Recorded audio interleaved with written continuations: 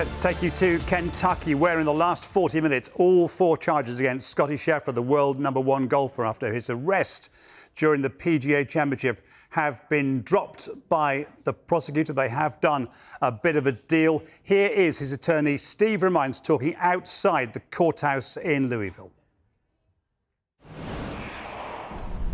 We were pleased that the case was dismissed today. Obviously, was dismissed without prejudice or with prejudice, which is something that we had required. We were prepared to go forward and litigate this matter. We were also prepared to litigate the case civilly. At the time actually we were going to start beginning litigating it civilly on Monday, or whenever Scottie had to appear in court. We were going to begin the litigation regarding the civil matter. He does not wish to do that. He wants to move on, and he's obviously having a historic career. Well, Andy, lawsuits are paid by the taxpayers. If he prevails in civil litigation against LMPD, who pays that? Taxpayers of Louisville. He doesn't wish the taxpayers of Louisville to pay him for whatever occurred. Also, too, litigation is a distraction for anyone. And the truly historic season he is having right now, being involved in litigation would be a distraction. And as we've learned, you all local know I was involved in Kenneth Walker's case. I was involved in David McAtee's case. Litigation doesn't change what the police do. We can sue them and continually bring in those litigations, and it doesn't change. If Scottie thought it would somehow make a positive difference, I'm sure he would be willing to do anything that would make a positive change in policing or anything else. We had lengthy discussions regarding that as well as regarding the criminal case, and he understands it was a miscommunication. As Mr. O'Connell said, he wasn't aware that the fatality had occurred. He had been directed, as other players were, how to proceed into Valhalla. That's what he was doing. And, when this occurred, obviously tensions were high. As you can tell from the body cam audio that several of you asked me about in the police car on the way downtown, that is Scottie Scheffler. He is, as always, as nice and polite and respectful as you could possibly be. I can assure you, if I was in the back of that police car, I would not have been nearly as polite as he was. But that's who he is. And, the one thing about this possible criminal case, as I said, we were prepared to try the case, and a civil case. Every case is dependent on the quality of the defendant or the plaintiff.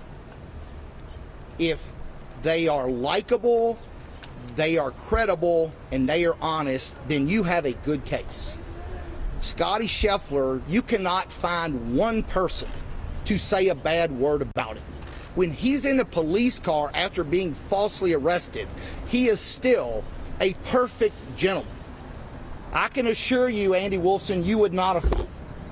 Okay? I mean, it is remarkable the restraint and character he evidenced, not only during the incident, after the incident as he's being taken downtown, and in the press conference that day. Scottie Scheffler, we need more Scottie Schefflers in the world. How does he feel like? Got from throughout the city. He's not from Louisville, but there were lots of people supporting him from beginning till now. Well, it's obvious he didn't do anything wrong. And as I've said repeatedly, the more evidence that comes out, the more it shows that, Scottie was a victim here. And I think everybody sees something like this happen and realizes they're one wrong turn or running into the wrong person away from going to jail themselves. Steve, I have to ask you, though, the statements that Scottie made after the arrest don't seem to fully align with what you're saying right now. He admits that he got impatient and went too far. No, here's what happened, is he is being interrogated after the most stressful situation of his life, right?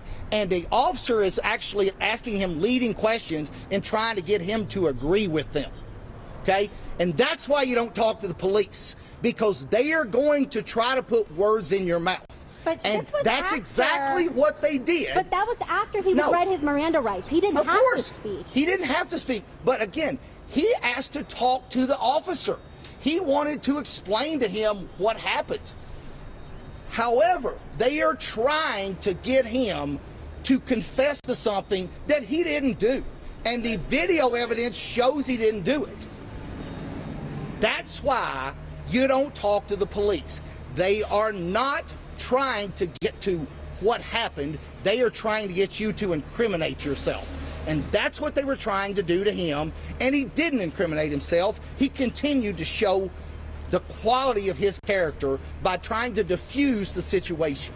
Steve, in that body camera video, he specifically says the words verbatim, "He just hit me with his flashlight." Do you believe there are grounds for a lawsuit if he so chooses? There are absolutely grounds for a lawsuit. He doesn't want to be involved in one.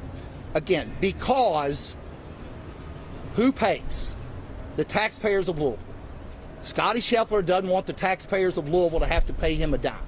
He wishes to move forward from this case. Do you think the officer was dragged? No, he was not. There are multiple eyewitnesses to the incident. The actual initial contact that I've spoken with, I have statements from, that the county spoke, the prosecutor's office have spoken with, that confirm that he was not dragged. You believe they would have dismissed this case if he was dragged? No, they would not have.